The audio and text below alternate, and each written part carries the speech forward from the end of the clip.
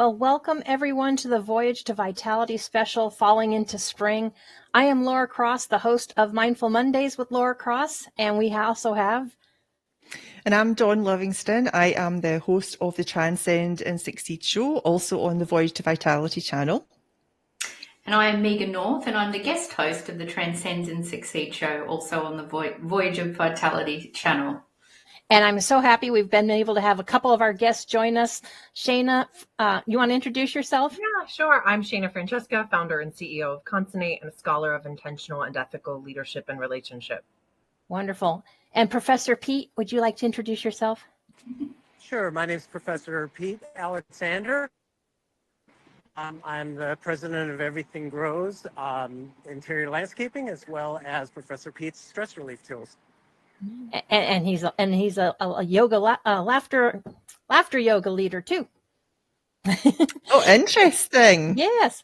So one of the things, I love about doing these shows is connecting with people from all over the world, which brings in different perspectives, routines, or rituals, as well as different seasons. And since we are from all over the world, we thought we should do Falling into Spring, because here in the US, we are going into fall. But where Megan is in Australia, she is actually in springtime. So we wanted to dig into those a little bit deeper and find out what the different rituals and routines are when the seasons change. So Megan, you want to tell us a little bit about what rituals or routines that you have for fall or spring? Yeah, so I'll talk about spring because we're in spring at the moment. We've just gone into spring, although I do have a jumper on today because we had beautiful weather a couple of weeks ago. It was really warm, and then all of a sudden it's like we've gone back into winter. So I actually have a jumper on today. It's terrible. For me personally, it's a bit cliched, but definitely a spring clean. In our house, it just feels like, I don't know what it is, but you just get that feeling of wanting to cleanse everything, have a bit of a purge of, things that may be in the house that you don't need anymore, particularly in your wardrobe, particularly when it's getting warmer. And the other thing that I do too is some intention work. So what new things do I want to bring into my business or personally as well? So set some new intentions. And so they always feel lighter. I feel like it feels lighter when you're setting intentions for spring. So there are a couple of things that I do. Nice. Well, since we are going to start with spring, and I know we're in fall, but we'll get to that. Dawn, what do you do when it comes springtime? Well, I don't do any kind of change of intentions like Megan was saying, but definitely the change of wardrobe. I currently live in East Texas, and it's usually hotter than Hades in East Texas during the summer. And around about this time of year, it starts to get a little bit cooler. It cools down to 85. Which is quite nice. So the last couple of days, I've actually been able to, get my jeans on and go for a little walk. But yeah, I usually just a slight wardrobe change, just move all the real lightweight clothes to the back of the rack and pull the slightly heavier ones to the front. Yeah, but that's usually what I do around about the summer. And also, I like to cook. And I like to bake and do all these sorts of things in the kitchen. And I don't know about you guys, but I always see the fall as soup season. It's like a soup season to me. So I like to get out all the different recipes or find different recipes and like to try them. So I've been digging through a few things lately. So I've got a good few to go on this next few weeks. So that's exciting to me. Yeah, I would have to agree. I was going to say, I don't know why, but for me too, when it hits around the fall time, I guess because we're coming into our holidays normally around fall. So I always feel the need to have new recipes and bake. But Shana, what do you do when it comes to like spring or fall, or you can share both, whichever? Yeah, I wanted to add to what Dawn said for a second. I already made my first soup yesterday. Wow. So I love soups in general. I just think they're great ways to like pack nutrition in and to like care for my body as we're like changing seasons, because those tend to be like more stressful for my body. Cold, hot, my body's like, what's happening? Pick one.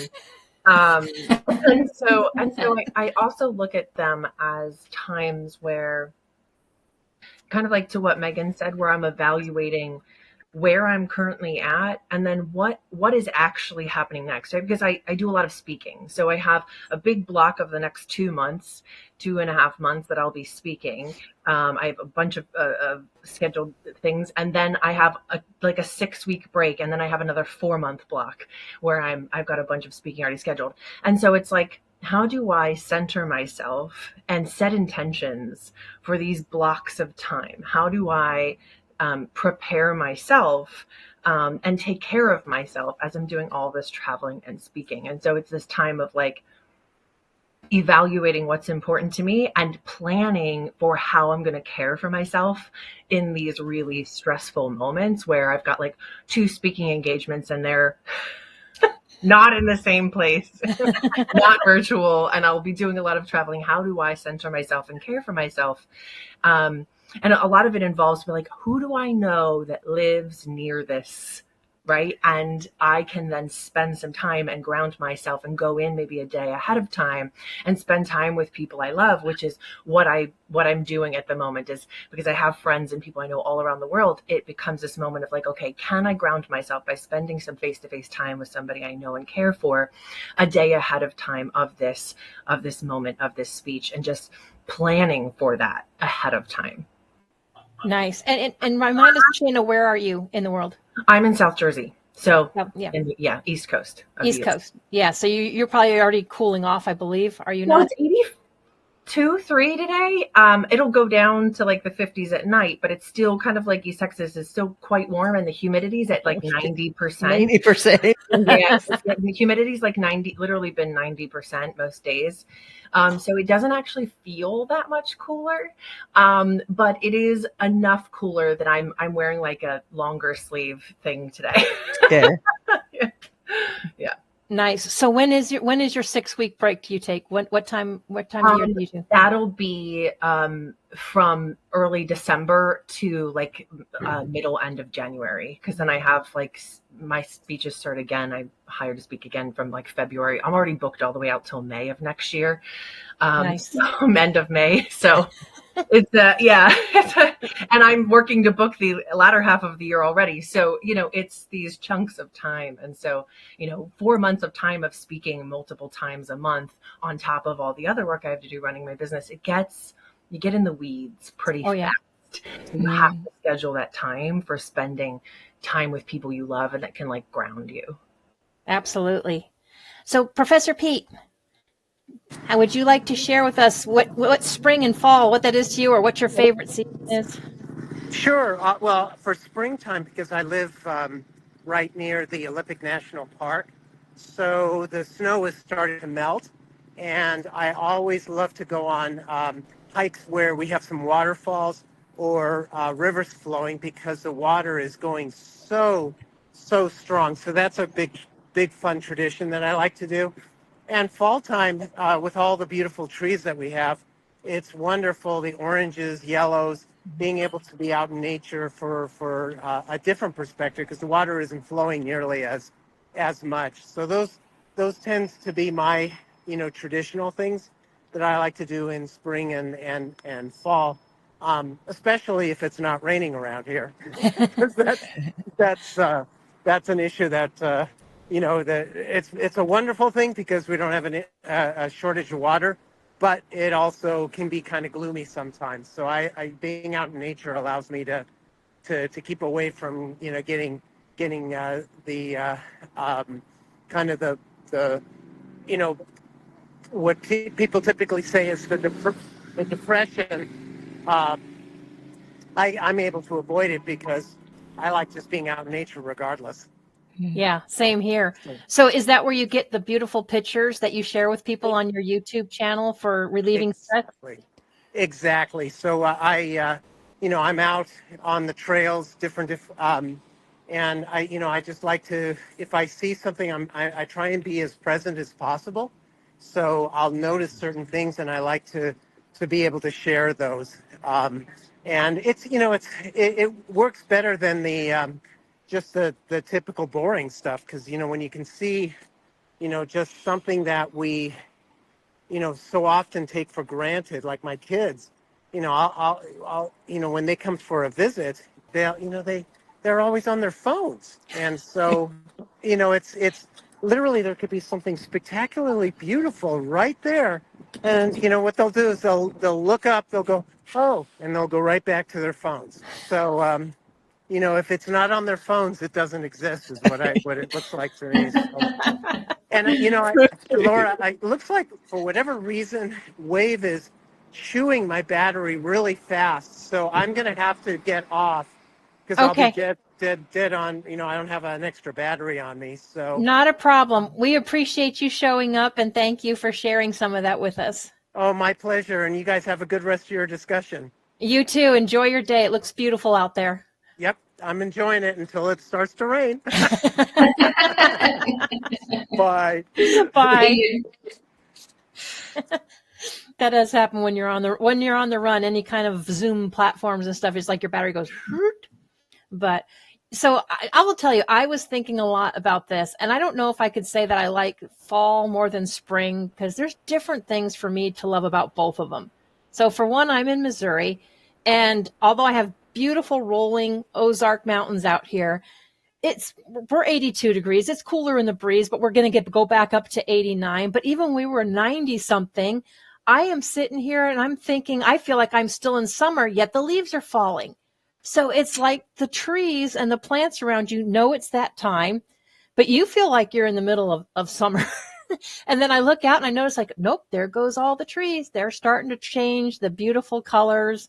I know, especially in Missouri here, I love the spring because I have these beautiful pear trees that get these beautiful white flowers. They don't bloom for long, but they bloom, out.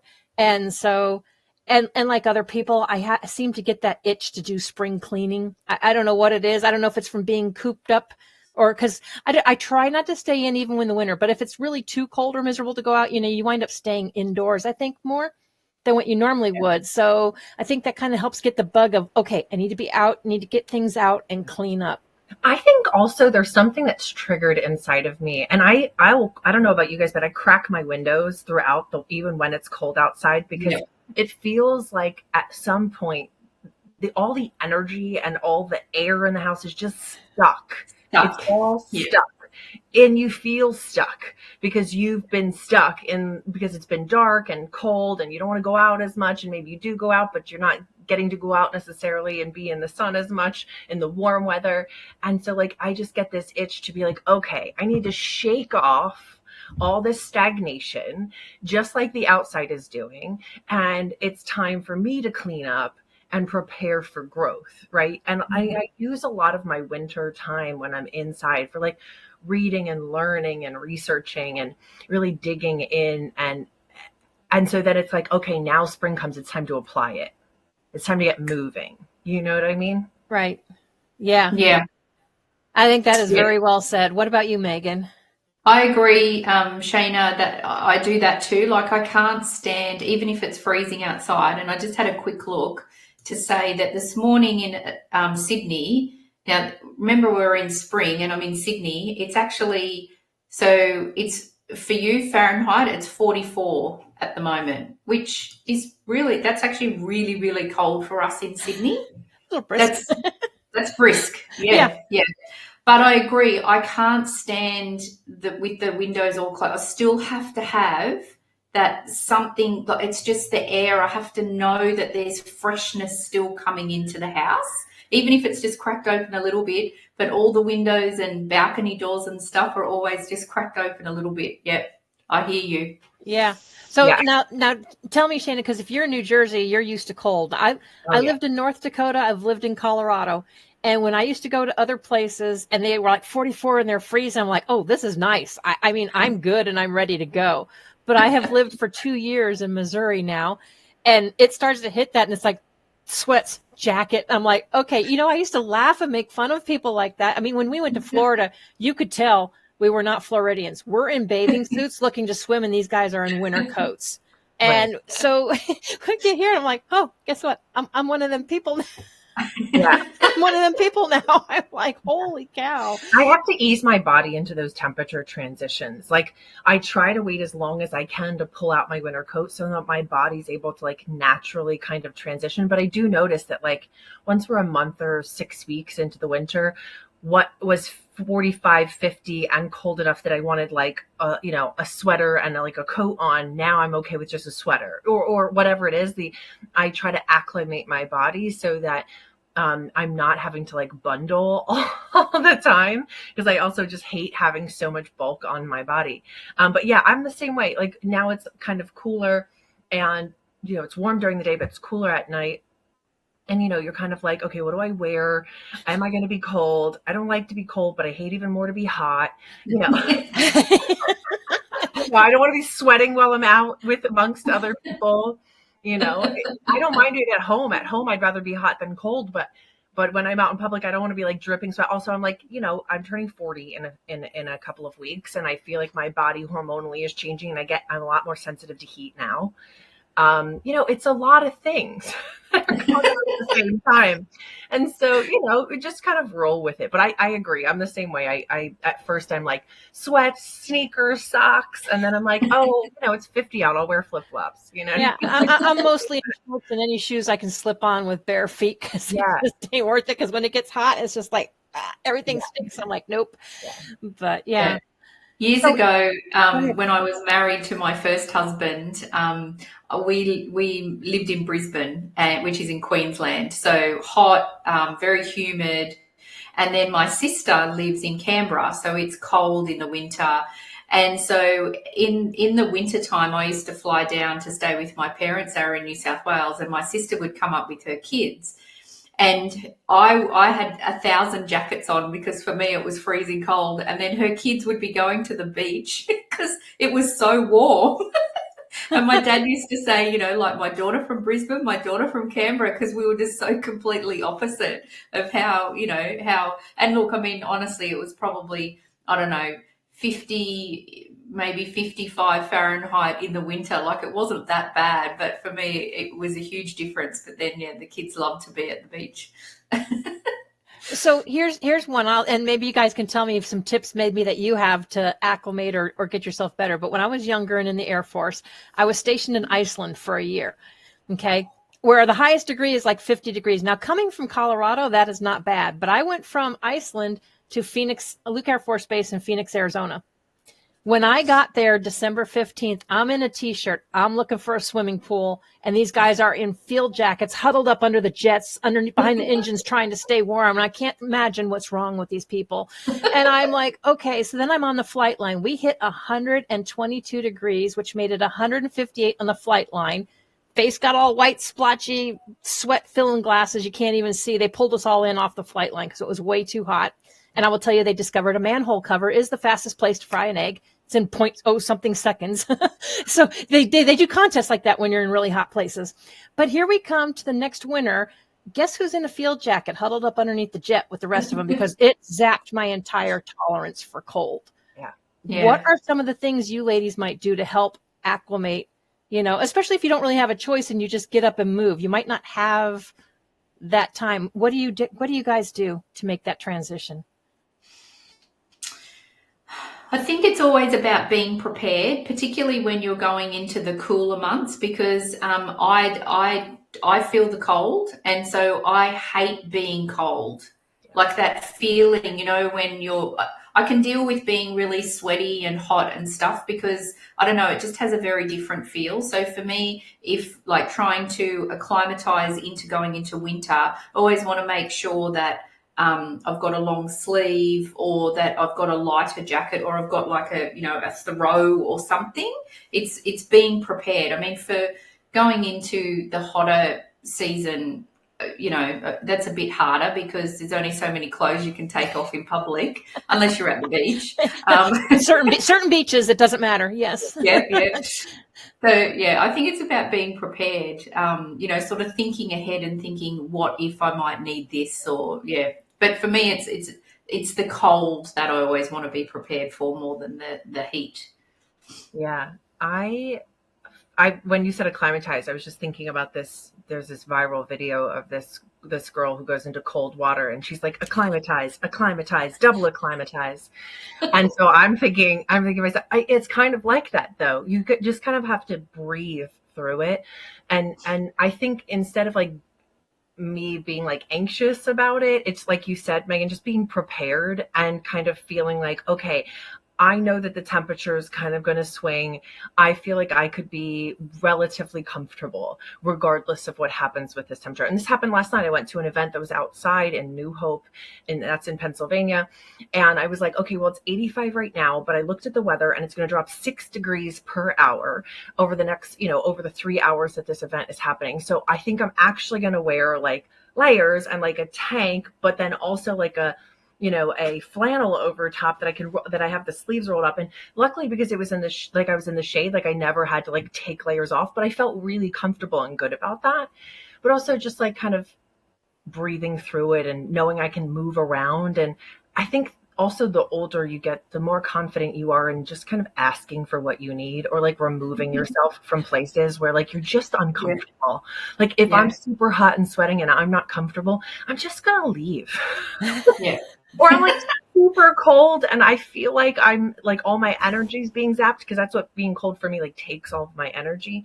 I'm just probably going to leave, right? If I can't find some way to stay warm, because I feel no need to make myself deeply uncomfortable inside of my own body.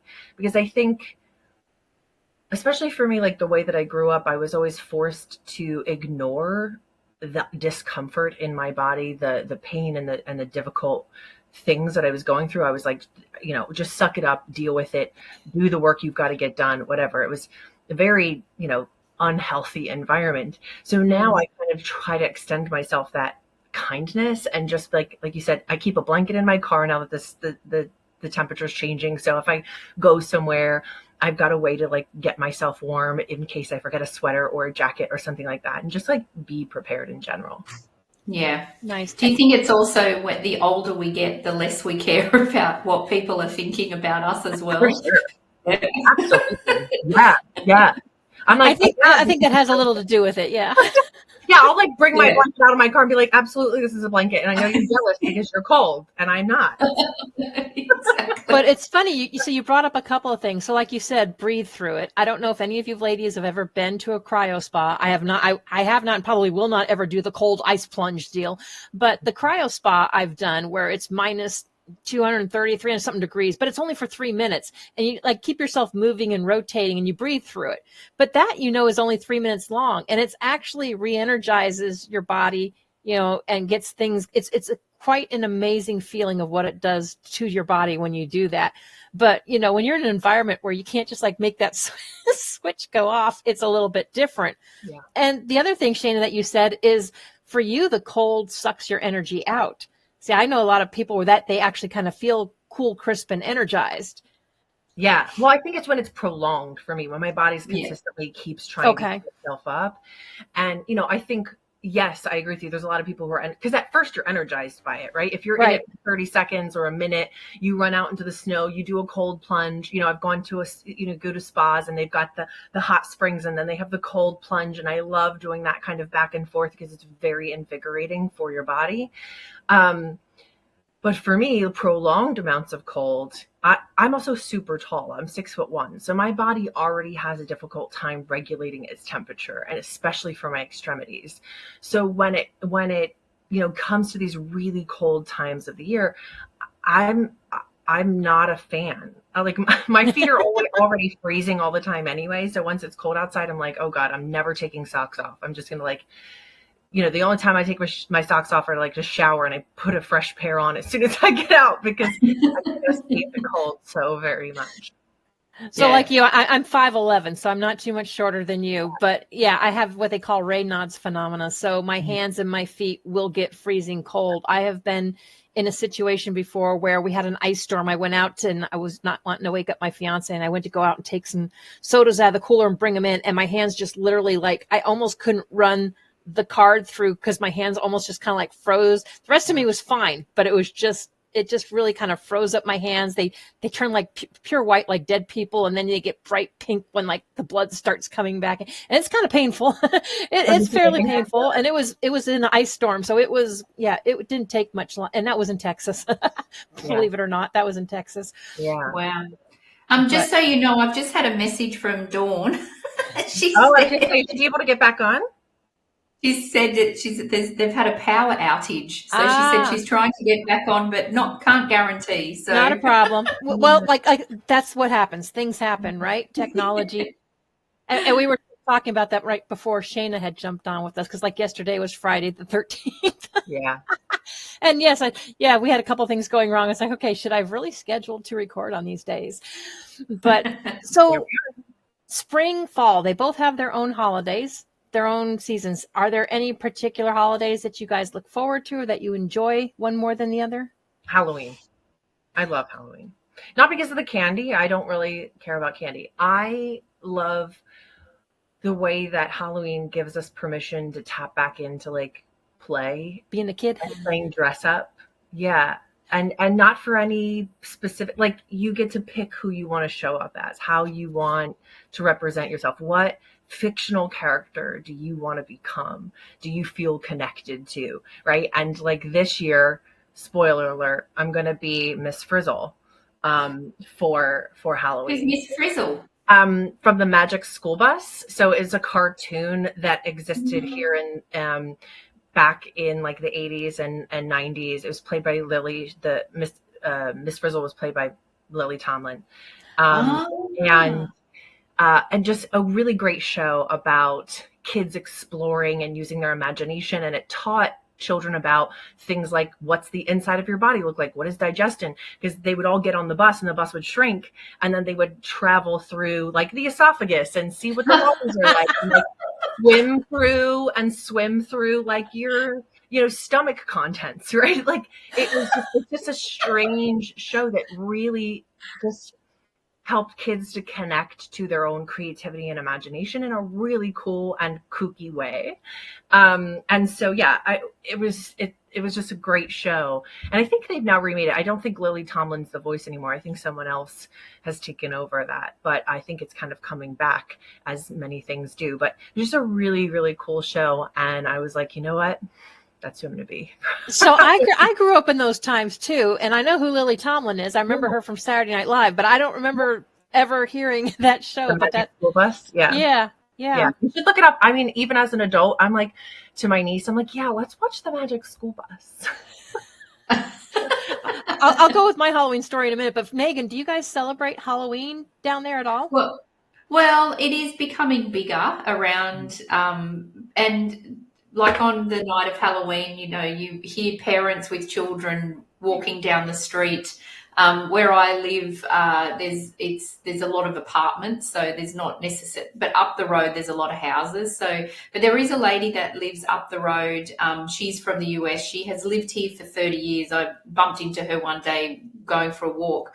And her house every year is like the house in probably the suburb to go and have a look at, because she just loves decorating. It takes her a good week to decorate it. So it's quite a novelty for us. But I mean, my husband and I, we don't really do anything. I think a few of my nieces and nephews and their children do around the place, but it's not really a thing for us. So it's always been a thing for us, especially when we were kids. Even when we were in Germany, and stuff, we would dress up in Germany. I have pictures of me and my sister dressed up as kind of like, the all hobo with the tie. My dad's, sloppy plaid shirts and a tie, and you put like the charcoal to make you look all, dirty or whatever with the hats. And we used to have fun doing the costumes. The costume things were fun. My mom used to make some of ours, because I remember one year, I believe I was the cat and my sister was the dog, and I got to walk her on a leash and collar. You normally don't walk cats on a leash and collar, but you walk dogs. And we went trick-or-treating together. And then one of my favorites is, because if you're on a budget, you got to be creative. So we had these big boxes, and kids normally like to play with boxes better. Now, if you guys ever remember the crepe paper, we used to have. So we did the crepe paper. We put the hole in the top, the holes in the arms, and we were jacking the boxes. And since we were shorter and small at the time and everybody's doorbells are up there, your head literally went into the box and would pop, and would pop out after you rung them. But we used all these pastel colors. We went as Jack in the Box. I mean, we've done a number of things. When I was a kid, it was about the candy. It was about having the costume. And I'm not going to lie. Yeah. My sister's just short of 2 years older than me. So to be able to walk her around on a leash and collar, that was pretty cool in my book. Yeah. Yeah. I think maybe for me, it's not really about the candy because I wasn't allowed to dress up as a kid. My dad was adamantly opposed to it. So spoiler alert, Megan, my dad's deeply unhealthy human. We're just going to start it and end it there. And my childhood was tumultuous at best. And so he believed that dressing up was of the devil. And so we dressed up as California raisins one year. And my dad, do you remember the California raisins, Laura? Oh, yeah. Yeah. We dressed up as a California. Megan, if you don't know who the California raisins are, you should do a little YouTube search. Yeah. They were raisins who were also a band. Oh. Yes. It was obviously promoted by raisin growers, or I don't know what. Yeah, they had the song, I heard it on the grapevine. They always had the raisins dancing to it. They're dancing, they're playing their instruments. They were very cool. The coolest raisins you've ever met. And so we dressed up as California raisins, and my dad lost his mind, took our candy, wouldn't allow us to have our candy. And so it was very traumatizing for me. And so then when I was old enough and able to make my own decisions and left that environment, it was kind of me being able to take back this moment in my life and decide, okay, I love Halloween actually. And I would love to be able to celebrate this moment of playfulness and of, celebration of the transition of the seasons, and, all of that. And so it's kind of a reclaiming of self for me. Right. Nice. Talking about pumpkins, so I've got a bad dad joke about pumpkin. So how do you fix a broken pumpkin? With a pumpkin patch. Yeah. Okay. So I'll overthink those things because I'm like, okay, obviously the answer is going to be obvious, but yeah. I do too. Yeah. Do you guys eat pumpkin a lot there, Megan? Where do you live? Remind me where you live. You live in? I'm in Sydney. Sydney, Australia. Yeah. Love pumpkin. Delicious. Yeah. So there's another one. Thanksgiving is normally another fall holiday. I would consider it fall. I don't consider that winter yet. I'd still consider that fall. Is that something you guys do and celebrate as well? Because I know Canada kind of does, but they do it like earlier in the month. They don't do it the same time as us. Because for us, that's like pumpkin pie time. That's turkeys. That's gatherings, getting the family all together. To me, it's a holiday where we just decide to eat ourselves stupid for some reason and then feel miserable and pass out in front of the TV watching a football game. But I know it has a deeper meaning than that. I'm just saying that's normally how the events go. So I don't know about anybody else. No, we don't. I mean, I think that there are people in Australia that do, but we don't. I mean, it to us, it kind of doesn't have the same significance, right? It's a bit, It's a little bit like Christmas. I know that we're talking about fall and spring, but in Australia, a lot of people do Christmas in July because a lot of people are from the other side of the world. And so in winter, they're used to having roast turkey or, a roast for Christmas. So Christmas in July, because people freak out that here at Christmas, it's the middle of summer and it's blazingly hot. And the last thing that we want to be doing is baking at that time of the year. Yeah. So what traditions or seasons, what do you celebrate in the fall time? Are there any main holidays like that for you in fall in Australia? Not really. No. I mean, there's you gotta create one, Megan. Yeah, maybe I will.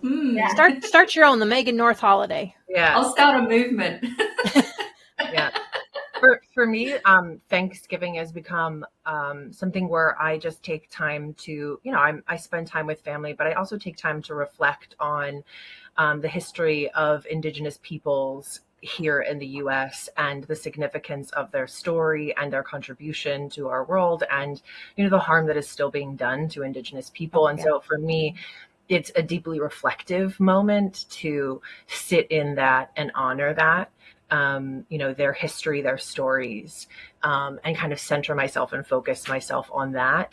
So it's kind of shifted for me a little bit, over the years. Yeah, I always used to have a friendsgiving.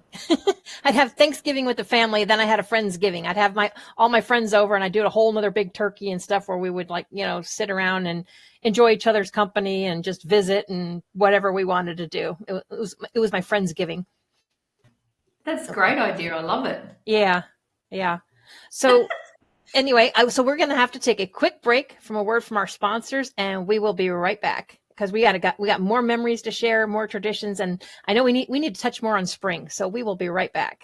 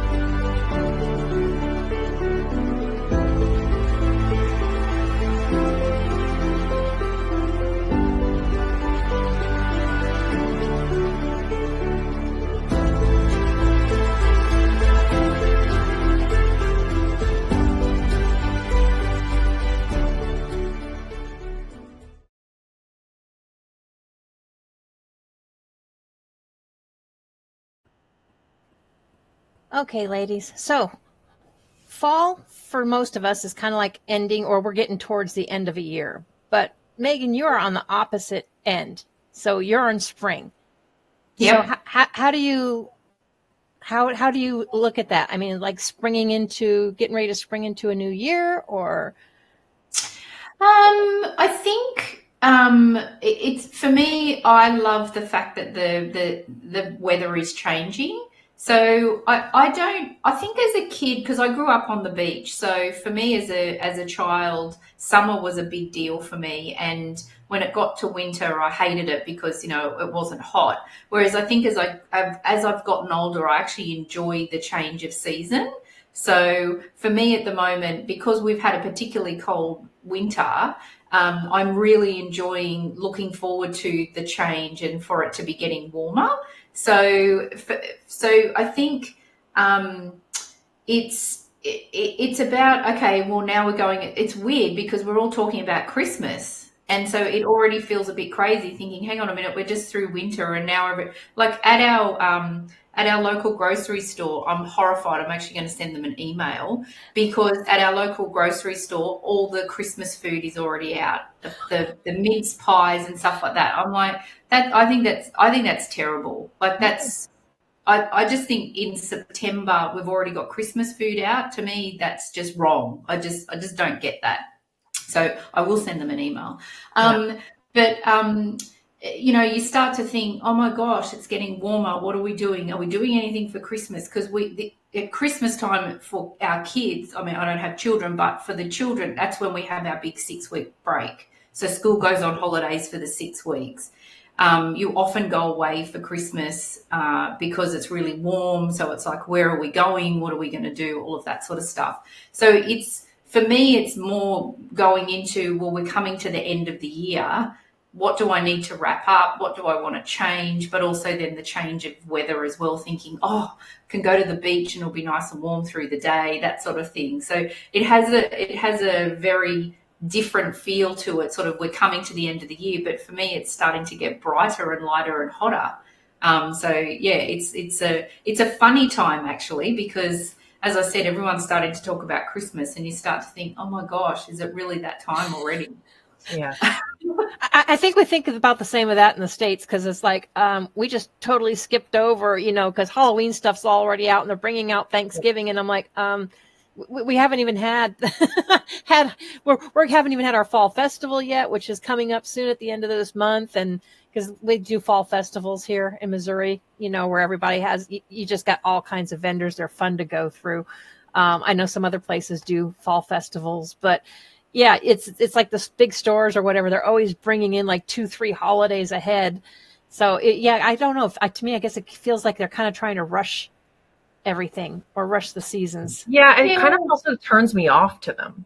And that's kind of the part that I really just dislike, is that if by the time the holiday comes, I'm kind of like, nah, like it's, what are we doing here? We've been talking about Christmas for like 3 months. You know what I mean? So I agree with you, Megan. I'm like, can we actually live in the moment? And I think it's something about being present. And I think there's all of this that's trying to call our attention to always be thinking about the future.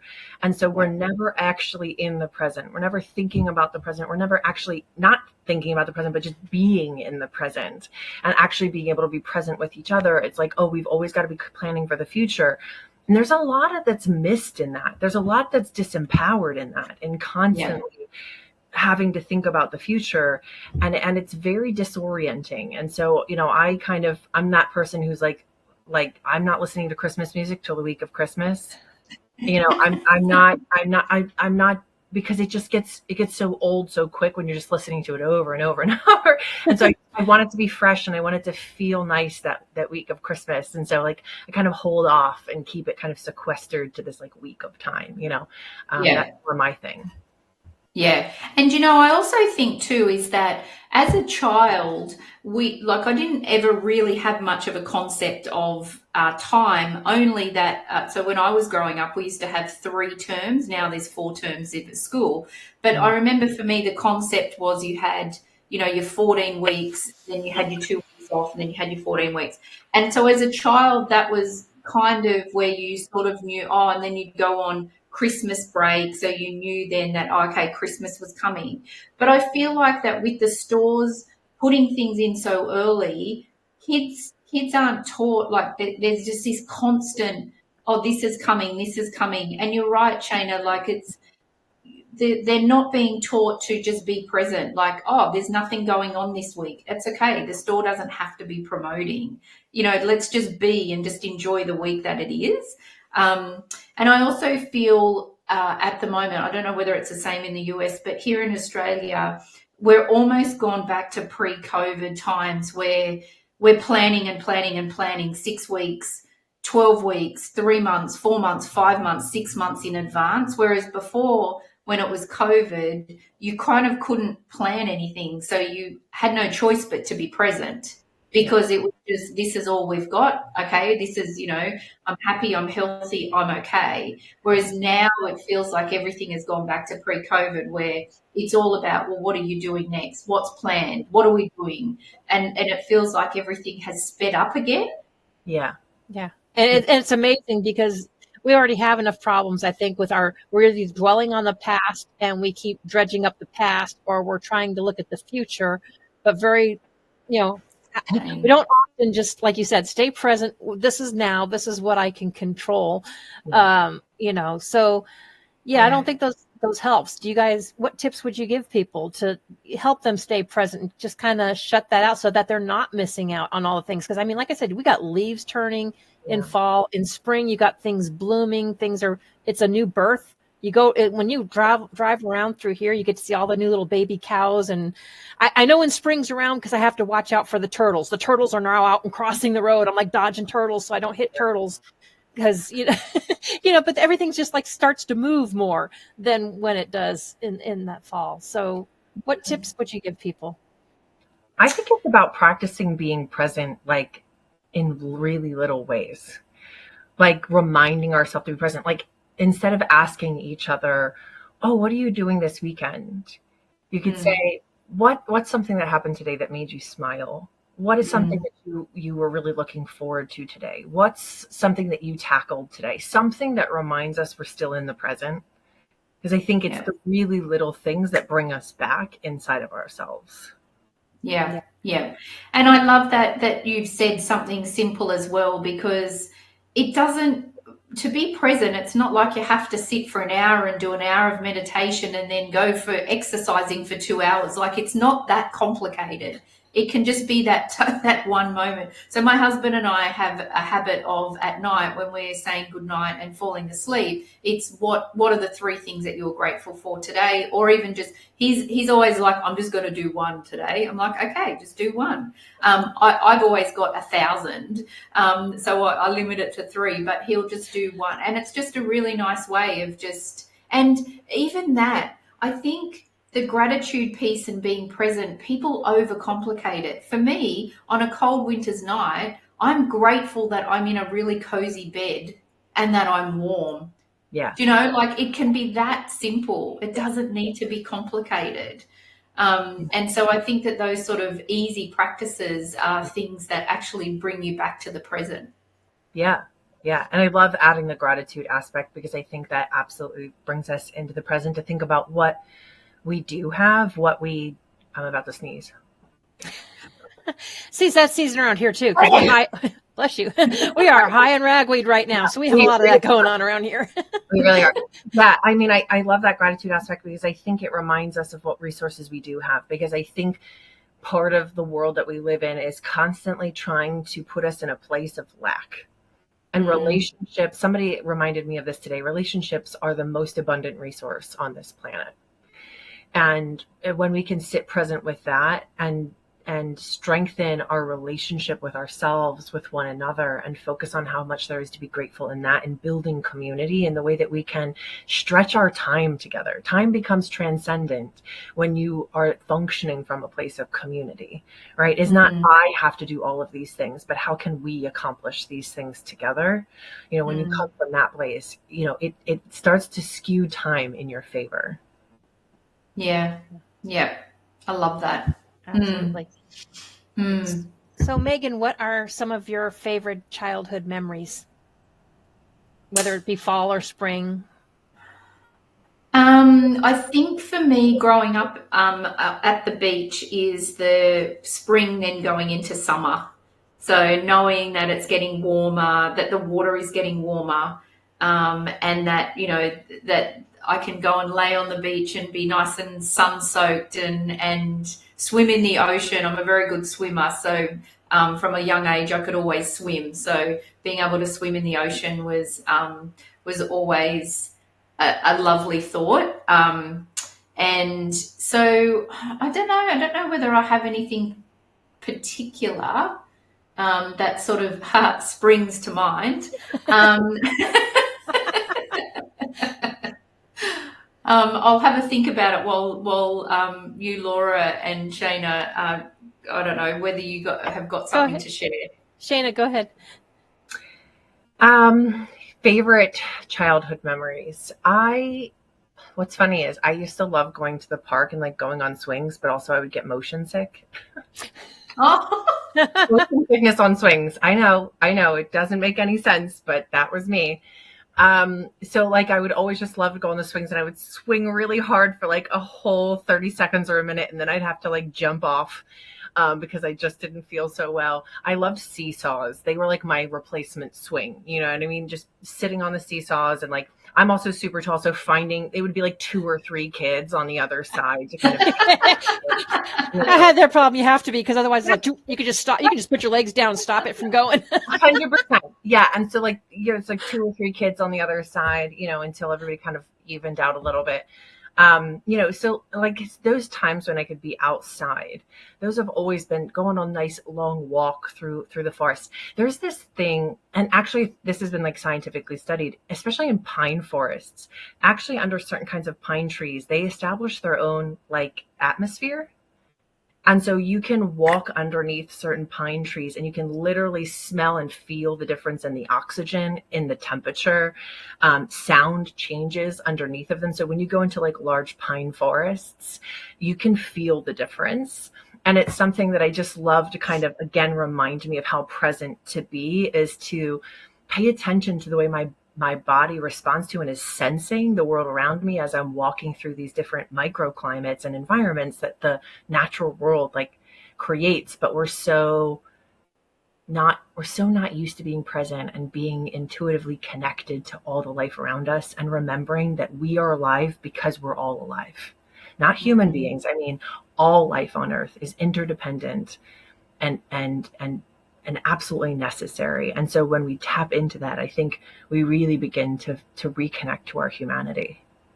And it's funny that you mentioned that, because I notice more things now when you're out, not even necessarily to that level, because I grew up in Colorado. We did lots of camping trips and being up in the mountains, but I always just loved being out and watching for critters. I always like looking for critters and wildlife and stuff. It's always one of my things, but I was not in tune to it like that. So the fact that you were younger and was actually intuitive into that and could feel that difference, I slow down and I enjoy it more now. There's times I like to just go outside and listen to the wind blow through the leaves, watch the leaves go, the birds are zipping around, and just want to detach from things. And I wasn't necessarily like that when I was a kid, but I most definitely do enjoy it now.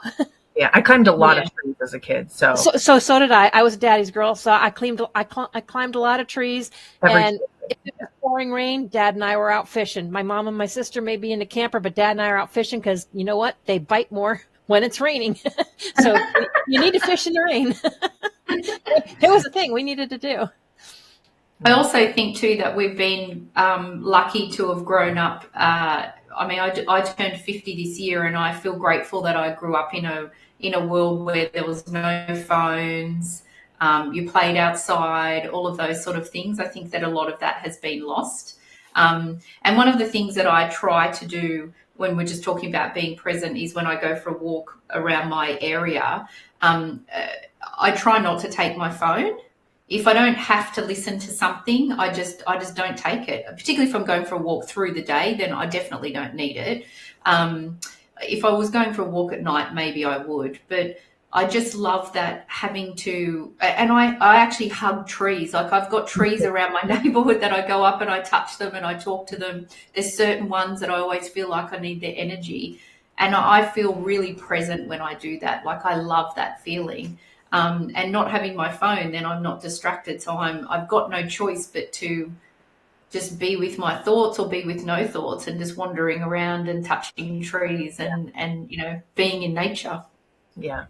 I always wonder the lives that trees have lived. You know what I mean? What they've seen, what they've witnessed, because they have seen a lot of things. Yeah. Yeah. Especially those trees that are hundreds of years old. Yeah. Well, Laura, have you got memories of childhood memories of spring? Well, obviously the fishing. Well, fishing. Well, normally that'd be kind of spring, summer, because in Colorado, spring can still be fairly cool to go up there and go fishing. But I'm trying to think with spring, when I was a kid, it was more summer breaks that I looked forward to, and Christmas breaks, because the holidays, those were our biggest breaks normally from school. But now that I'm older, like I said, I love watching everything start to bloom and come alive again, because fall is definitely kind of a change. If you want to look at it from a tree's perspective, you're shedding and you're getting rid of all of the old. It's dropping all over the ground, and then they just kind of, to us, they might look dormant, but obviously they're still morphing and changing, because when spring comes, you may not even realize it's here, but yet here it comes and the leaves start. Sometimes it's when you're not present or you're not realizing, you're getting too caught up in your head. We can be gone. All of a sudden it's like, whoa, wait a minute. Leaves are here. All of a sudden it seems like they just popped up out of nowhere, and you have leaves, because we have lots of trees, different kinds of trees on our property and stuff.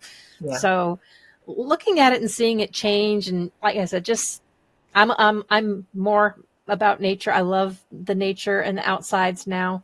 When I was a kid, most of it was Halloween. Yeah, Halloween was my biggest thing to look forward to, because the dress up, the candy, and then of course it was Christmas, because my sister and our birthdays are in December, and you have Christmas in December. So in a way, for a while, we used to think, well, this really kind of sucks, because you get your presents all in 1 month. Other people get to kind of spread it out. You get birthday presents and greetings or whatever 1 month, and then Christmas the other. And sometimes we get too busy, or especially when we started getting older, we started getting all of our own lives. It's like, okay, if you guys don't mind, we're just going to do it all in one. Do my sister's birthday, my birthday, and Christmas, and we're just going to do it all in one shot during Christmas. So you just kind of get, blended in. You don't mind so much when you get older, but when you're a kid, it's kind of like, I don't want to share that with her. Our birthdays are 2 weeks apart. We're 1 year, 11 months, 2 weeks. So we're exactly 2 weeks apart. It's like, no, I want my own. My sister and I are 10 years and 4 days apart. So my birthday is September 26th. Hers is October 1st. She almost was born on my birthday. And I was like, Mom, you better hold it in. I'm the oldest, and I already don't have anything that is truly mine, but my birthday better say mine. And she succeeded. Not that she actually tried, but she definitely succeeded. But I kind of feel the same way as like birthdays are kind of, close together. So you kind of, even now we used to kind of lump them together. And then, now she's turning 30 this year. I'm turning 40 this year. And it was like coming up. And even just a couple weeks ago, I was like, shoot, I didn't plan anything for my 40th birthday. So like, we're all just I would just send an email out to like 50 of my like closest friends. And I was like, we're just, whoever can make it, come to this winery on Saturday. And that's where we're going to be. But something you were talking about, Laura, like, and Megan, both of you, like talking about getting out in nature, and Laura, especially when you were saying like, you appreciate it more as an adult. And I think there was like, as a kid, I really loved nature, and I spent a lot of time out in nature. And then like college years and early professional years, you get caught up. Like you have so much to prove. Everybody's forcing you to prove yourself all the time. And so you kind of disconnect from yourself and the world around you. And a couple of years ago, did either one of you read Braiding Sweetgrass by Robin Wall Kimmerer? I highly recommend this book. She's an amazing, so she's an Indigenous woman who's also an author. She's a biologist or botanist. I always get it wrong. She's a botanist, and she wrote this beautiful book about the way that, Indigenous individuals and Indigenous nations, honor the living world and how to rebuild ecosystems, right? Because human beings like beavers are amazing ecosystem building engineers, and it's possible for us to undo the harm that we have done in really beautiful ways. And I love her storytelling about what happens to plants at the changing of the seasons, and the way that, you get to understand things in a very different way. I love the way that she talks about so many things. So I highly recommend the book if you haven't read it yet. And I think she reads the audiobook, but I bought obviously the physical version. Nice. Because I tagged the crap out of it. You obviously could see that. All the tags. and so, for me, it was something I knew I was going to, like, I had a feeling intuitively that I was going to keep coming back to this book. And I highly recommend. It's a really beautiful read, especially this time of year, whether it's spring or yeah. And you bring up a good point, because like when I was younger, I would tell you I loved being outside and the outdoors. But for me, it was just playtime. It was different. I didn't look at things the way I do now. It was a rock to climb. It was a tree to climb. It's, hey, let's go fishing. You're running around playing, and it's just things that are there that are cool to do. But I never really looked at it as the life that it should be. To me, it was just, you didn't look at it that, or at least I didn't when I was younger. Now there's some of you guys have had that since you were younger, going on up, and appreciate it. I mean, I took earth science and stuff, but it just didn't, for whatever reason, it didn't click for me until I was older. And then it's like, now you kind of start to wonder why things grow a certain way. I was always amazed at the fact that in Colorado, we could try our hardest to make this nice ground, put beautiful soil in, and try to grow this beautiful blue spruce, and it would like die, but yet it can grow out of a rock in the mountains. And I'm like, okay, how does that happen? I'm giving it all this love and good soil and stuff, and it wants to die, and it turns brown, it dies, yet you'll see it growing out of rocks on the side of the mountain. It's the minerals. It's the minerals it has access to from the water running between those rocks. Yeah. Mm-hmm. Yeah. Which makes perfect sense when you start to think about it. But, when you start to look at it the other way, it's just like, okay, I'm doing all this and I can't do this, and yet it can grow out of a rock. Yeah. Okay. Yeah. Okay, so I've got another couple of terrible jokes. Go right ahead. Oh my gosh, I love these terrible jokes. So these are spring jokes. So why are trees in spring so forgiving? Because every spring they turn over a new leaf. Okay. Oh my! I was still stuck on the word spring, but yeah, okay. Yeah, I was like, are they springing into action? Yeah. Growing? My mind made it too complicated. And then, why is spring the best time to start a gardening business? I'm already laughing. Start a garden in business? Yeah, gardening. Like, why is spring the best time to start a gardening business? Oh, Because you gardening can business. really rake in the cash. Oh my God. I think they're kind of confusing fall with spring there. Right. I associate raking with raking up leaves in the fall and not necessarily spring. But I guess if you're mulching your grass and you're raking it up, but we just let it blow. It just blows. Yeah. I was going to say, PSA for people, just know once the first frost hits, you shouldn't rake your leaves because that's where pollinators are bedding down for the winter, and you'll end up removing all the pollinators and all of their nests from your yards. So it's good to rake it before the first frost.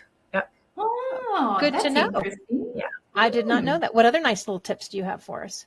That's all that's coming to mind at the moment. Okay. But also, I think also if you like when you're planting trees and things in your yards, there's usually like a local township has a list of types of trees that they recommend you grow, but also there usually is a part of that list that recognizes what are indigenous. And I think it's really important for us to like lean into what is indigenous to that area and help be a part of rebuilding that ecosystem. I was reading this article about I think it's Medellin, or is it Bogota? I can't remember what city in Colombia, where they just spent several years planting like 800,000 trees, and they dropped the overall temperature of the city by 2 degrees Celsius. Wow. Incredible. That is incredible.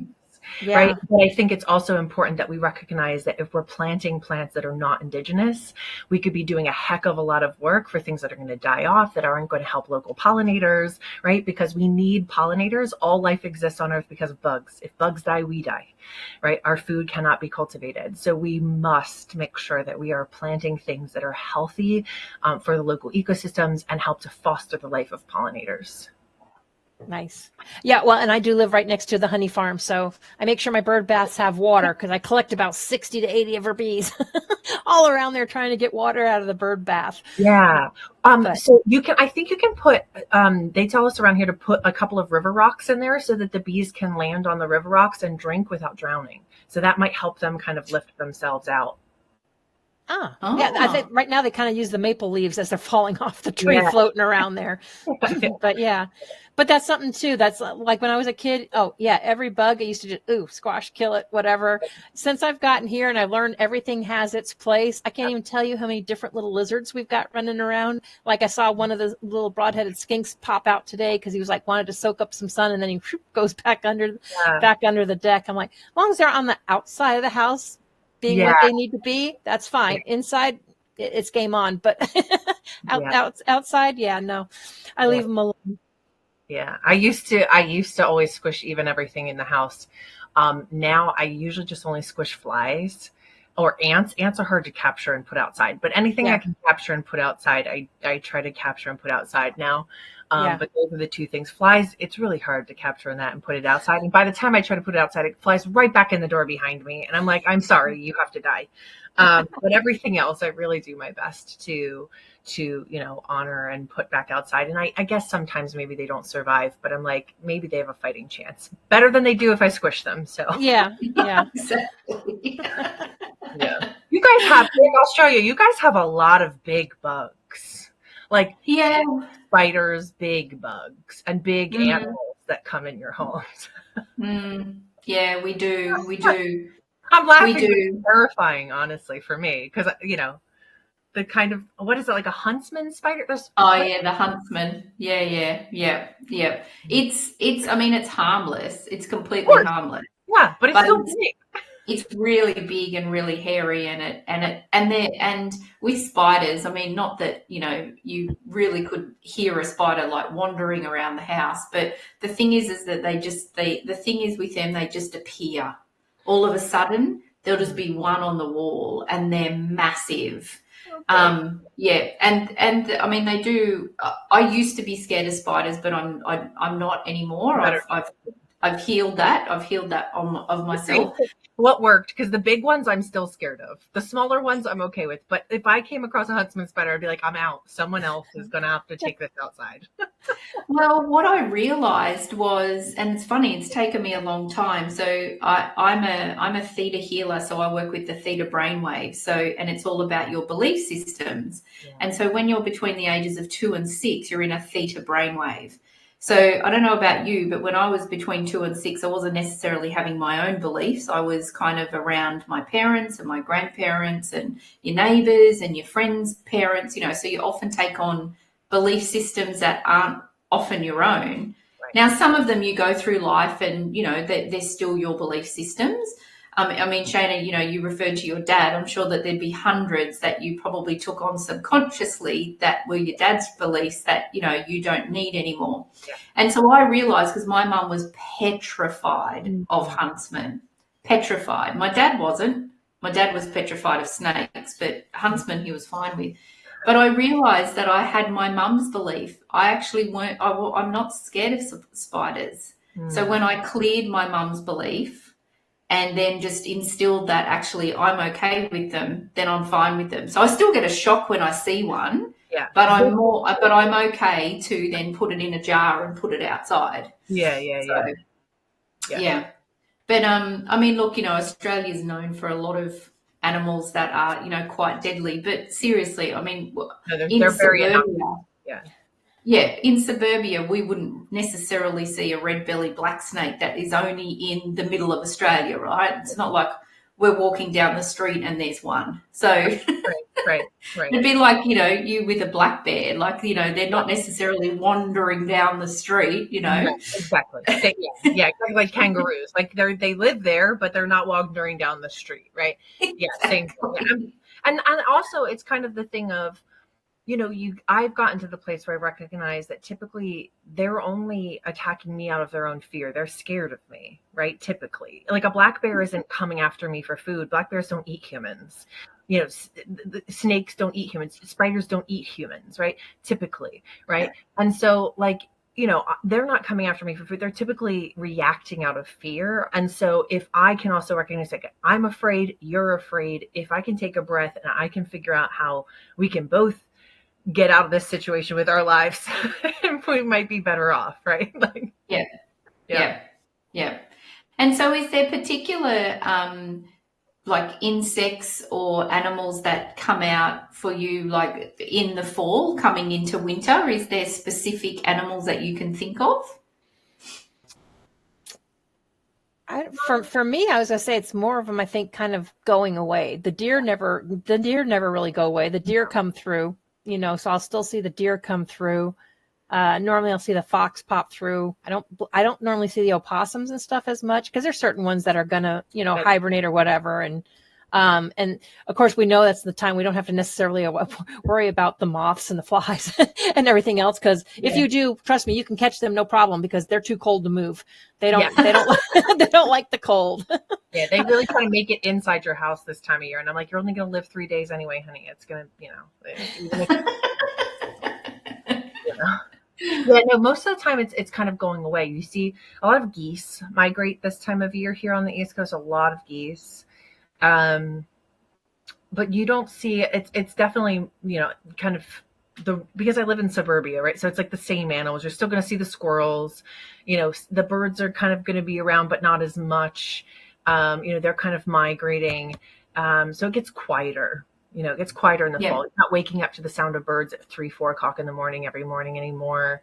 You know, things are quieter and slower, and everything's kind of just, you know, slowing down to rejuvenate. You know, I think a lot of times people think about the spring for rejuvenation.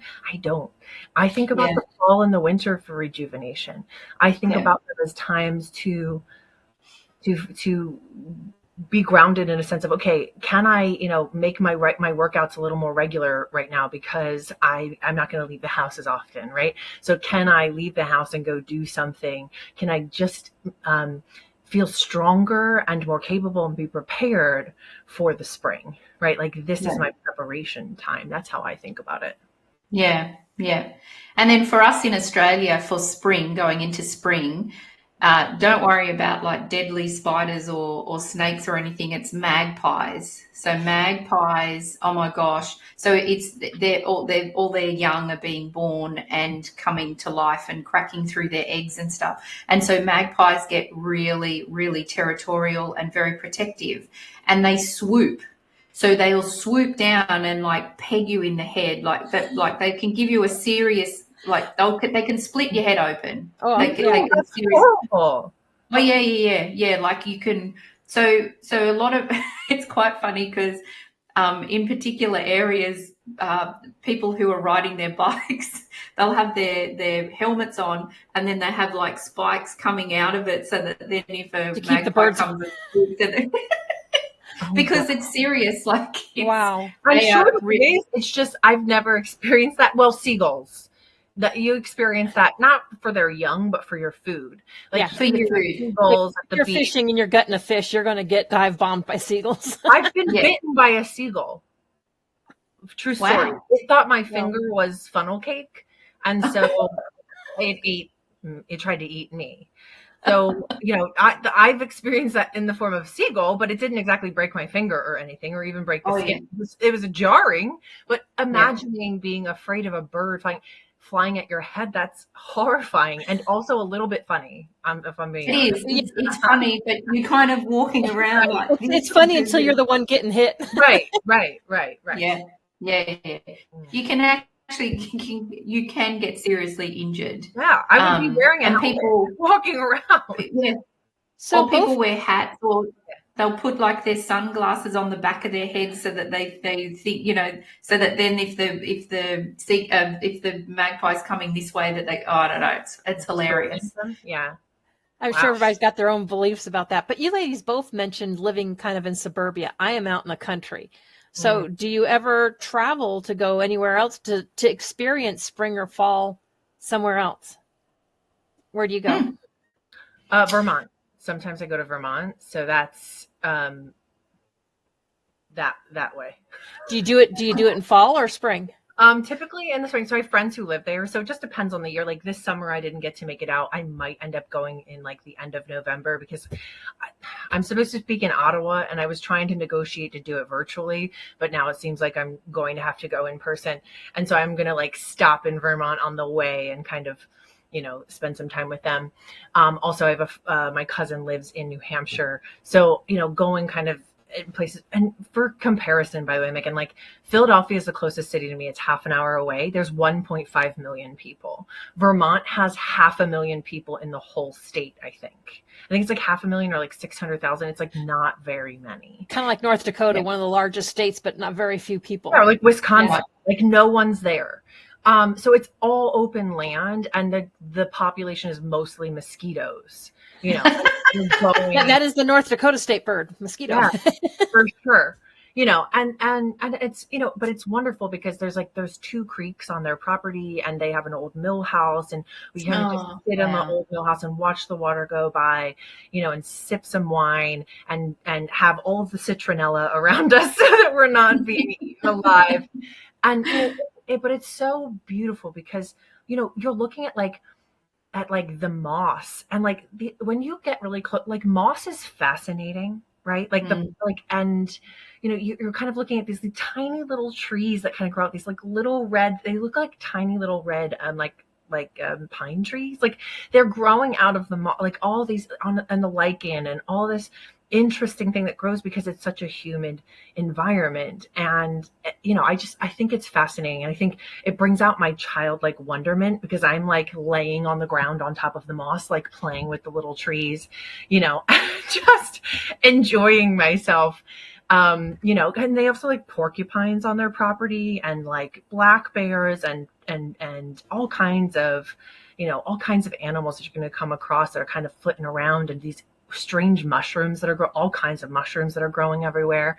And it just kind of like, I don't know, to me it's like it's better than going to I don't really love zoos because I get sad for the animals, but it's like it's like an outdoor version of like just exploring and getting to see a whole nother world. And also like moss is that like micro world that just becomes so very fascinating. seeing things as they were intended. Because that's what I always, I mean, I was born in Massachusetts, but I couldn't tell you anything about it. I need to go out to that area and visit sometime. But anytime I see pictures in like the New England area, I think of all the pretty fall leaves and trees and stuff and everywhere. In Colorado, that was one thing. When fall was coming in, you went a certain time of year and you went up into the mountains because all the aspens would be turning.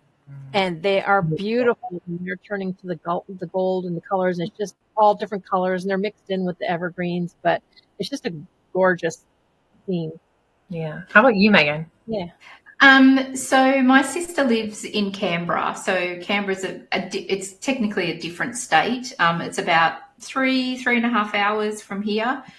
So it's not far. So for spring and fall in Canberra is incredible because it's spring. So this time of the year, if we go to Canberra, there's a thing on that is a big thing in Canberra. It's on for a few weeks called Floriade. So it's about this big area where all the flowers are starting to bloom, and it's a big festival that's on, so that's really beautiful.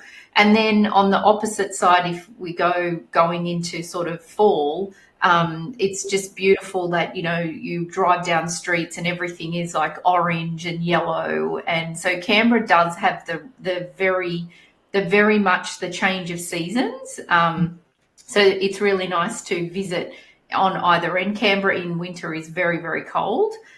You sort of get into the minus and it does snow and that sort of stuff. So you tend to either go on either side of the weather or of the winter. So and then also as it starts to get warmer, one of my brothers lives down in Wollongong, which is about an hour from here, and he's on the coast. So, and it's where I grew up. So being close to the beach and that sort of stuff as well, and only being an hour down the road, it's easy to zip down and, you just go down, have lunch with them and go to the beach and come home. So, there's a couple of places, and it's handy that it's where family lives. So, yeah.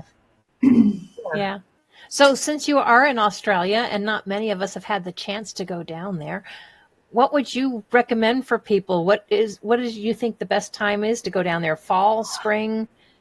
And what should they look for? Or what should they go to see?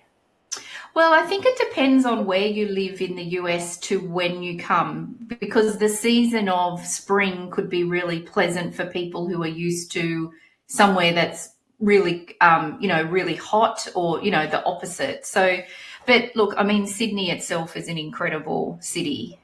It's really crazy busy though. I mean, I think there's 8 million people now that live in Sydney, New South Wales kind of thing. So it's busy, but the harbour is beautiful. Up and down the coast in New South Wales is really lovely. Then you've got Victoria, Melbourne. So Melbourne's an amazing place to visit for shopping and those sort of places. My husband and I love Tasmania, which is right down the bottom. Tasmania is incredible for the environment. The food is incredible in Tasmania. Lots of farmers markets and growers markets and that sort of thing.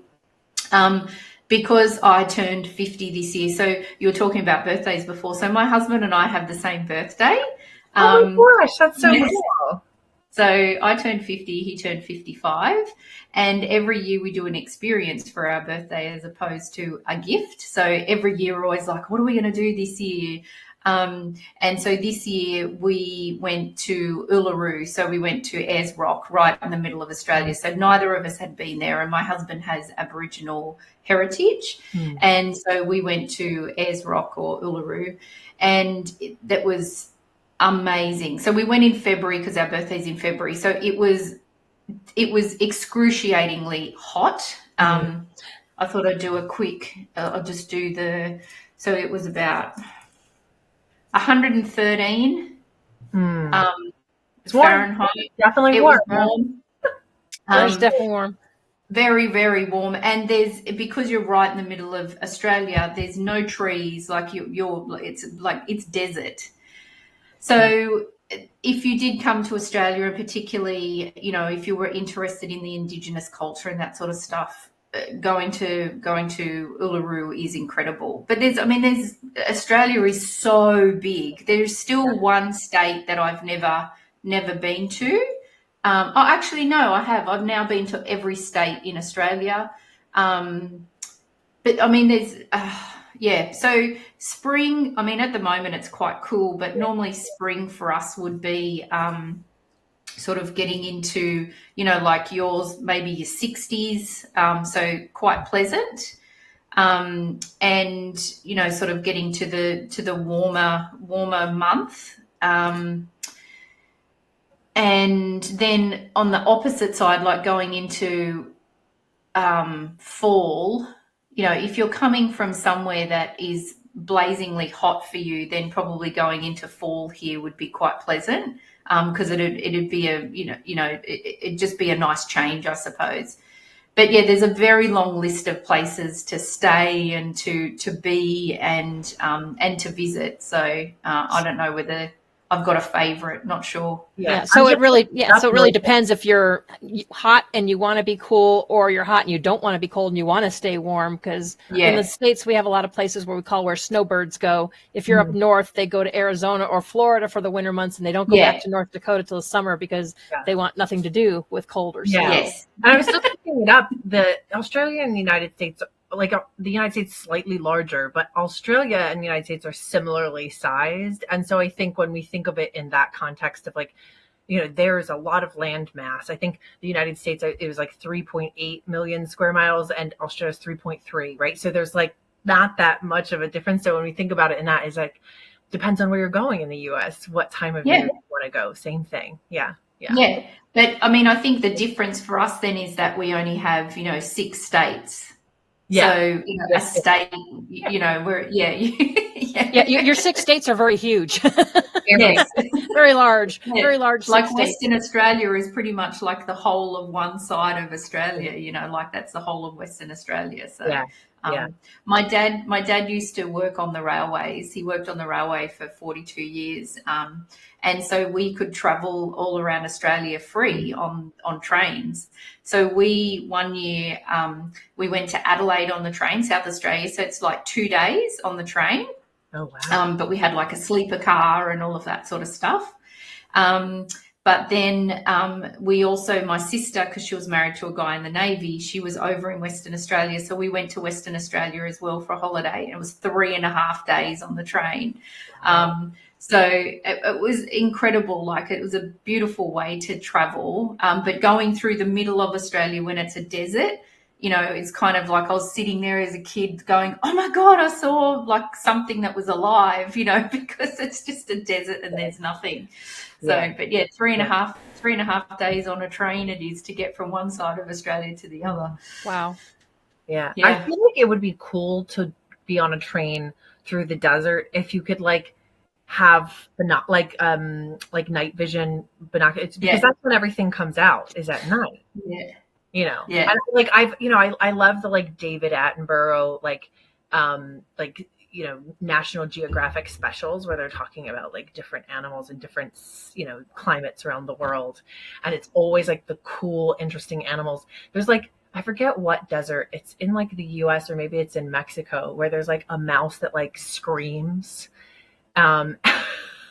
It comes out at night, it screams, and it eats scorpions.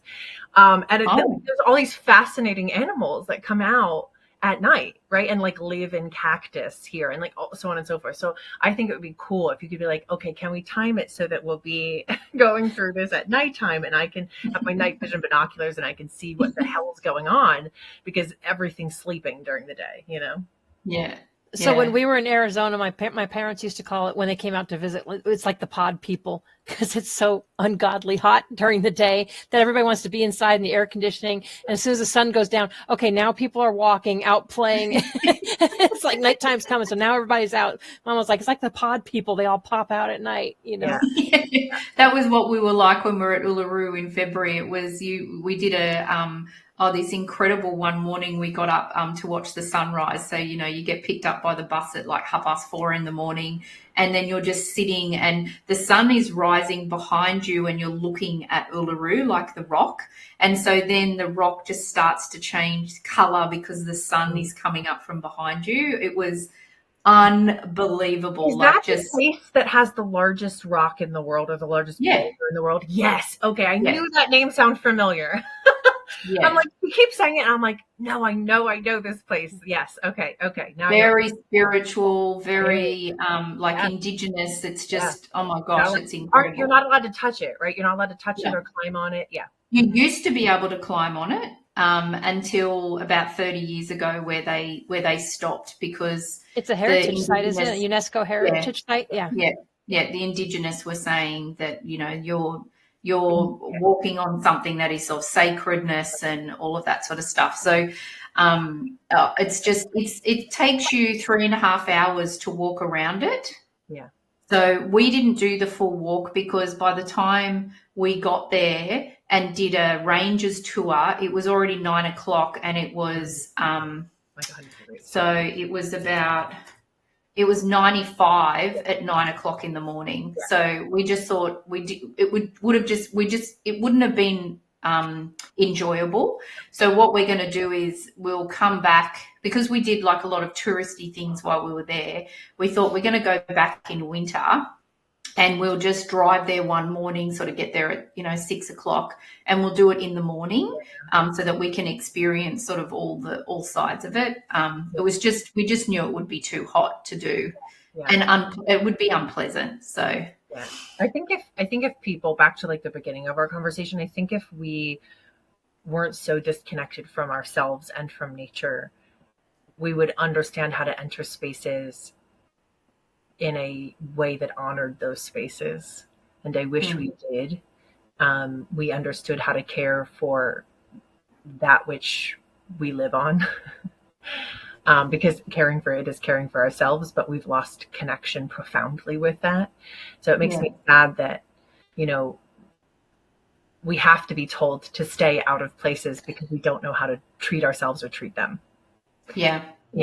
It reminds me of the caves here in Missouri, because we're known for caves and sinkholes, and they have a place called Fantastic Caverns that you drive through. And it's like they'll tell you, keep your hands inside, because if you touch these, the stalactites and the stalagmites you'll set them back hundreds of years just from, one touch. And they leave things alone. They've got albino animals that you would not have ever known that existed. They're used to living in the dark. They can't see.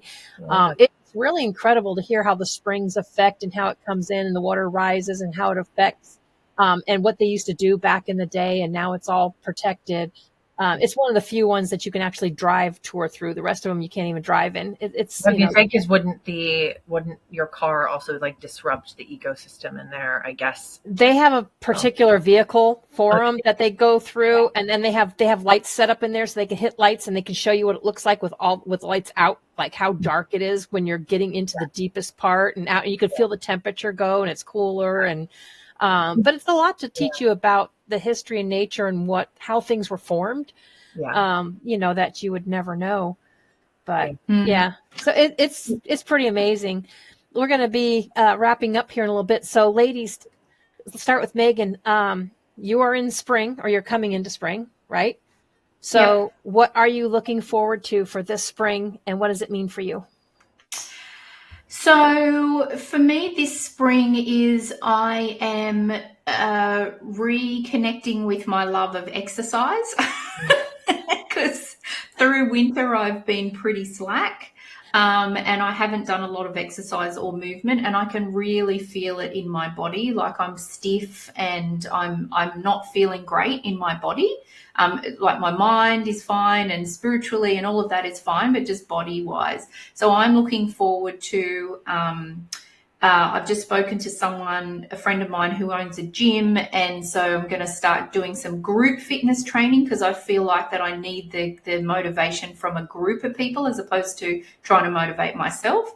So I'm looking forward to getting back into getting up early and going to the gym in the morning and doing some exercise and starting my day well. Like I just feel like I've been thinking about this for months, And this week is going to be the week where I start to change and shift that. And so for me, I'm looking forward to having a few months leading up to Christmas time to just really get back into having that enjoyment of actually moving my body and knowing that my body will really love it. And one of the things, I've just been in New Zealand for a conference for health coaches because I'm a health coach. And one of the things that a bit of an aha moment that I had was this doctor was talking about movement and that sort of stuff. And he was saying, trust your experience, not what your mind is saying. And I thought, oh, that's good. Because if I think about how great I feel when I exercise, I'm trusting the experience, not my mind telling me to stay in bed because it's warm. But the other thing that he did say, and I loved this, was when you move your body, your muscles moving creates hope chemicals in your body. And I love that. I just love that. I just thought, oh, isn't that beautiful? Like it's and I thought, oh my gosh, I need to give all my muscles all this beautiful hope chemical. It just completely shifted the way that I thought of what it means to move my body. Yeah. So that's what I'm looking forward to this spring, definitely. Nice. What about you, Shana? Because you have a different perspective for fall, which I love. Yeah. Well, so funny enough that you say that, Megan. I had been diagnosed with arthritis a few years ago at 36. So like 3 years ago. It was really a devastating blow because I was running like 4 miles a day, 5 days a week. And then I was pretty much crippled for like 3 months during COVID. And, it was like, don't go to the doctor unless it's an emergency. And we weren't really moving around so much. And so like I went from running 4 miles a day, 5 days a week to doing nothing, not even really being able to walk.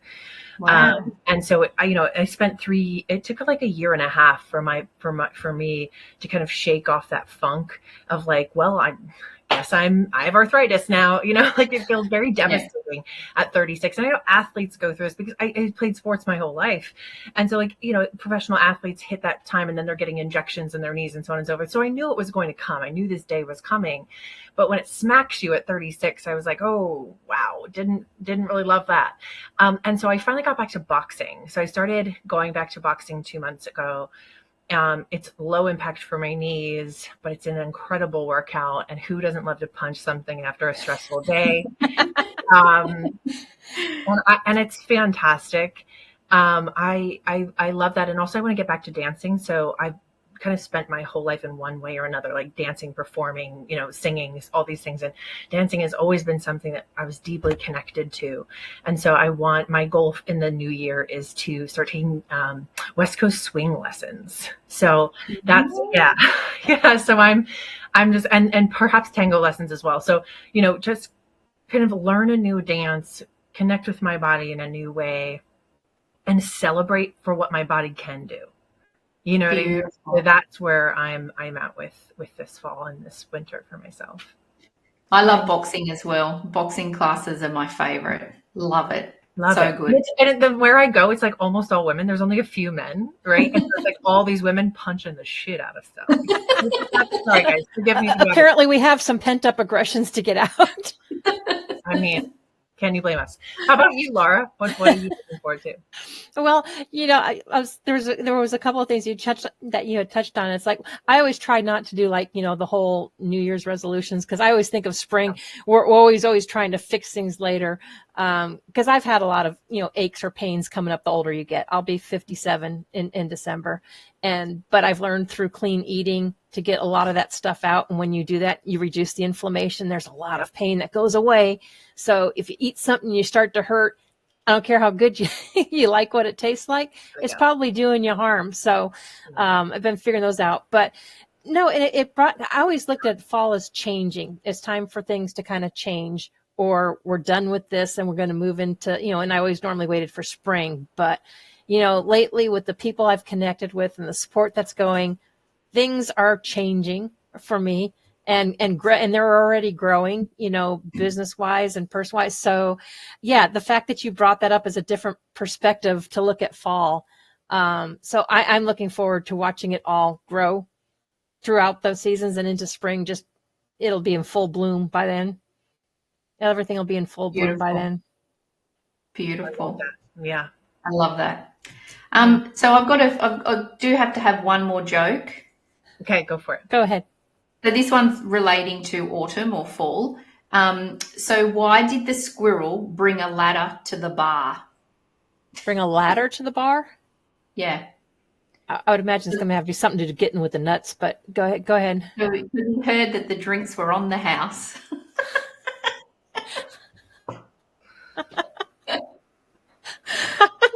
Did you research and dig deep for those, Megan? Yeah.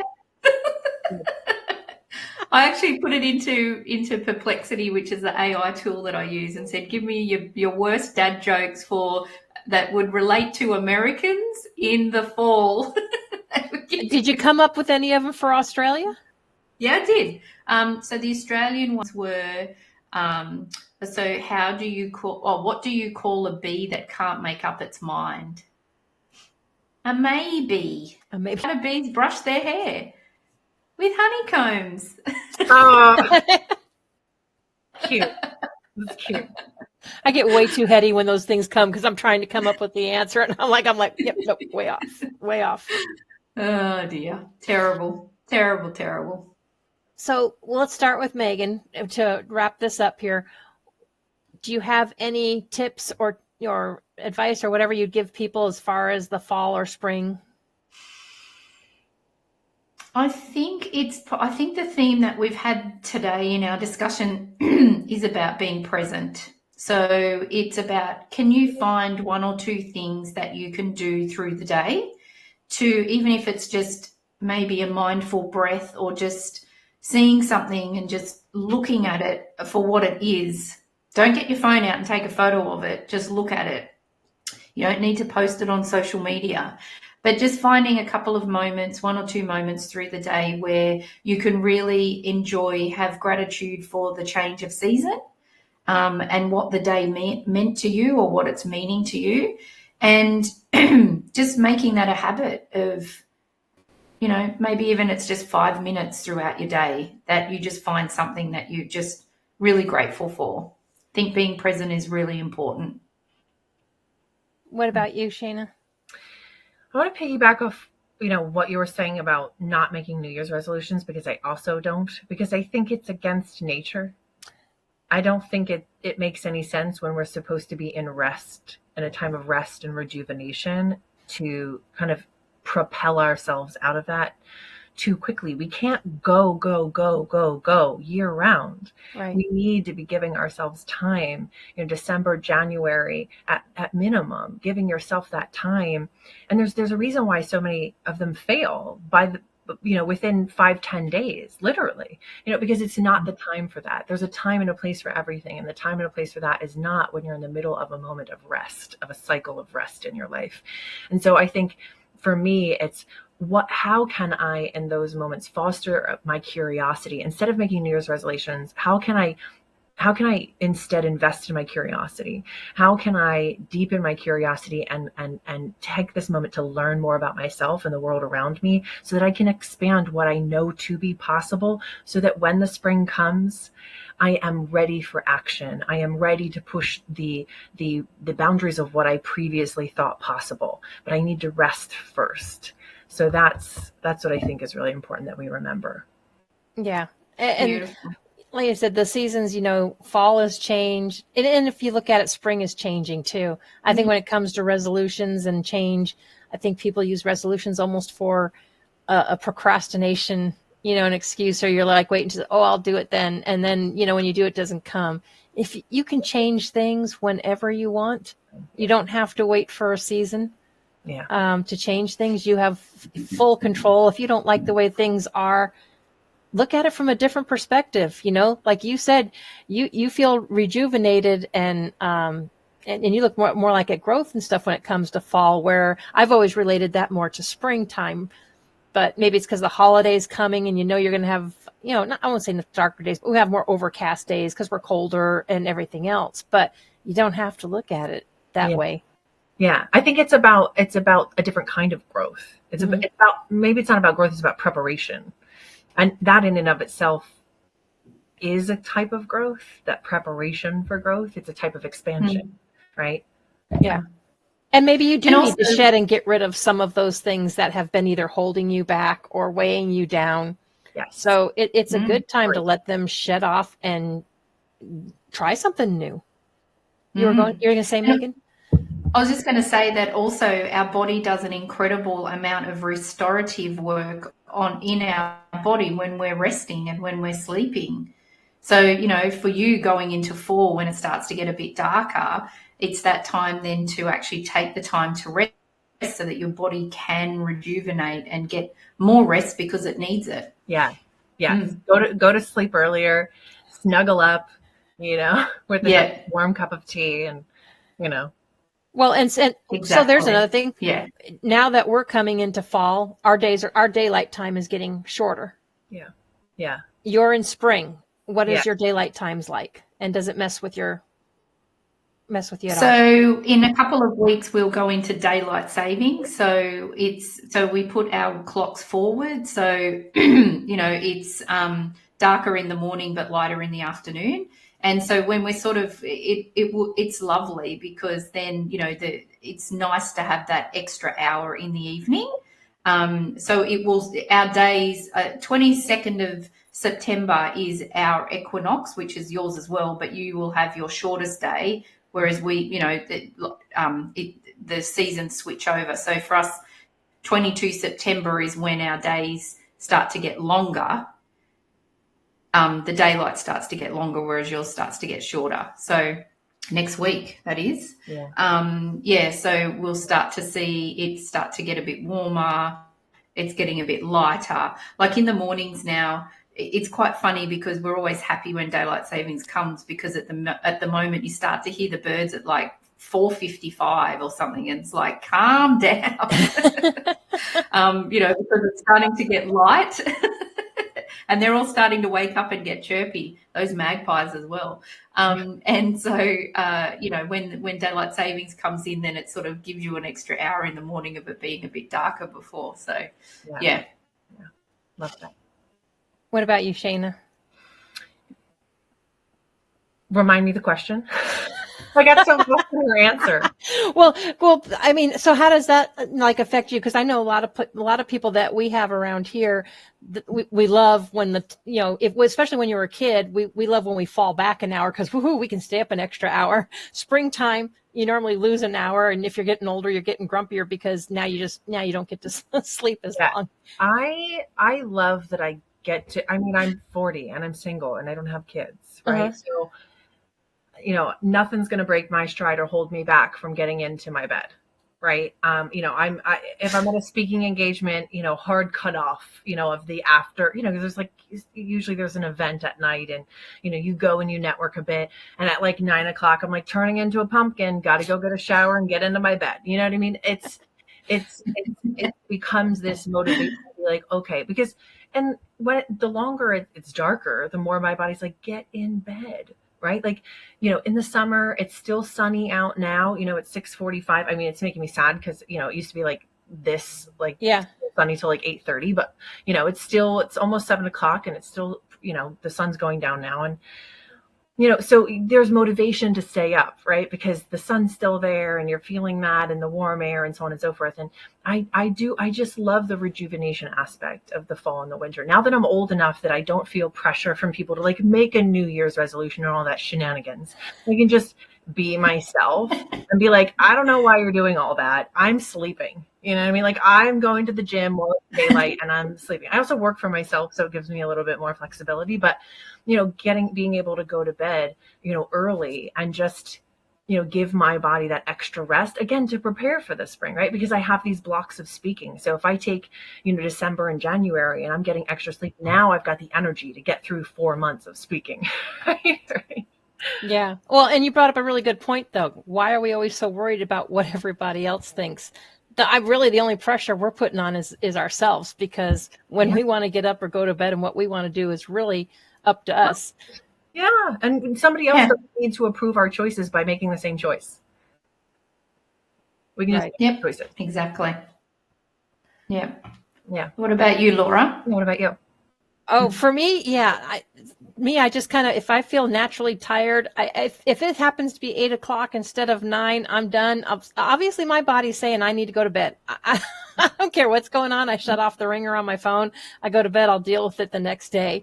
But yeah, I try not to let that affect my. I normally stay on the same schedule. I don't know about you ladies, but normally if I try to sleep in, it just doesn't work. My body is used to waking up a certain time.